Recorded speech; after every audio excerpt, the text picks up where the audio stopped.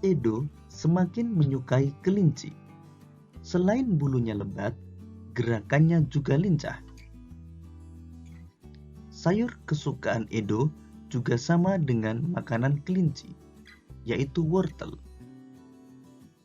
Sekarang, ayo kita coba amati gambar cerita berikut ini.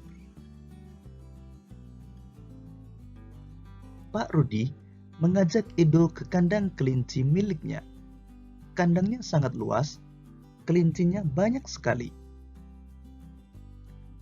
Pak Rudi dan Edo memberi makan kelinci. Mereka memberikan wortel. Kelinci sangat suka makan wortel. Semua kelinci berkumpul mendekat pada Edo. Edo senang sekali. Edo tertawa kegirangan melihat tingkah lucu kelinci-kelinci di kandang kelinci milik Pak Rudi. Semakin lama diamati, tingkah lucu kelinci semakin menggemaskan. Edo pun ikut berlarian mengejar kelinci. Sesekali, Edo menirukan gerakan lucu kelinci, melompat, berlari, dan berdiri dengan dua kaki. Gambar di atas adalah rangkaian gambar cerita. Dalam gambar tersebut terkandung rangkaian cerita. Lalu, tahukah kalian apa itu gambar cerita? Gambar cerita merupakan gambar atau serangkaian gambar yang mengandung sebuah cerita. Contoh gambar cerita adalah gambar ilustrasi. Gambar ilustrasi merupakan gambar yang mendukung isi sebuah bacaan atau teks.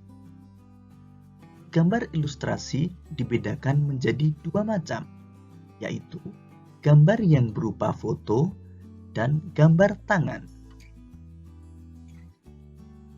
Berikut ini berbagai macam ragam gambar ilustrasi. Yang pertama, cergam atau cerita bergambar. Selanjutnya, komik, kemudian pamflet, cover, kartun, dan karikatur. Cergam atau cerita bergambar merupakan suatu seni yang menggunakan gambar-gambar tidak bergerak yang disusun sedemikian rupa sehingga membentuk rangkaian cerita. Inti dari cergam adalah narasinya, sedangkan gambar hanya sebagai ilustrasi pelengkap. Komik merupakan gambar berurutan yang membentuk alur cerita. Terdapat teks cerita yang singkat dan ringkas, disampaikan lewat percakapan, dan biasanya bersifat lucu dan menghibur. Pamflet merupakan selebaran berupa tulisan yang dapat disertai dengan gambar maupun tidak disertai dengan gambar. Pamflet bertujuan untuk menyampaikan pesan atau informasi kepada pembaca. Cover merupakan kulit atau sampul pada buku atau majalah. Gambar cover memuat atau mewakili isi buku, sehingga terlihat menarik. Kartun merupakan gambar lucu yang mewakili suatu tokoh karakter, peristiwa, atau kejadian tertentu. Karikatur merupakan gambar atau penggambaran suatu objek yang dibuat dengan cara melebih-lebihkan ciri khas objek tersebut. Pada karikatur tidak membentuk jalinan cerita. Untuk dapat membuat gambar ilustrasi, kamu harus memperhatikan langkah-langkah berikut ini. Pertama, menentukan gagasan. Gagasan bersumber dari bacaan. Setelah menentukan gagasan, tentukanlah adegan apa yang akan digambar. Siapa saja tokohnya, bagaimana suasananya, serta media yang akan digunakan. Yang kedua, membuat sketsa. Sketsa adalah rancangan gambar yang dibuat sesuai dengan gagasan. Membuat sketsa harus berhati-hati. Perhatikan bagaimana tata letak dan ukuran objek yang digambar. Dan yang ketiga, melakukan pewarnaan. Pewarnaan dapat dilakukan dengan dua cara. Pertama, memberi warna sesuai dengan aslinya, dan yang kedua, memberi warna berdasarkan imajinasi sendiri.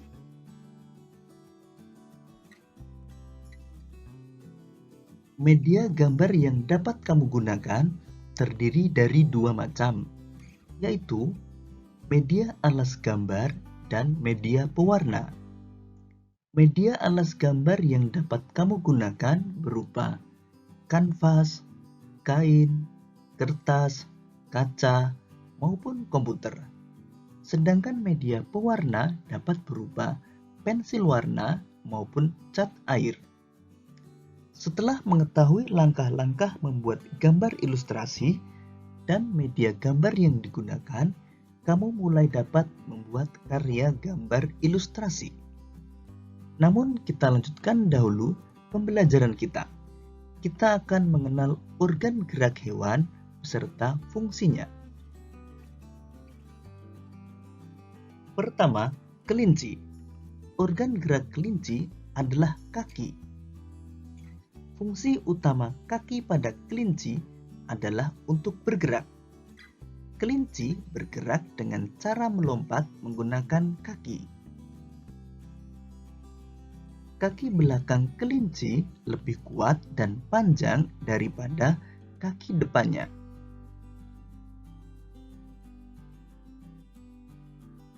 Sedangkan ikan memiliki organ gerak berupa sirip. Fungsi utama sirip adalah membantu ikan berenang. Sirip ikan terdiri dari sepasang bagian yang ada di kanan dan kiri, serta sirip ekor yang ada di belakang. Sirip-sirip ini yang mendorong ikan untuk bergerak maju ke depan, berbelok, dan memutar balik. Organ gerak katak adalah kaki.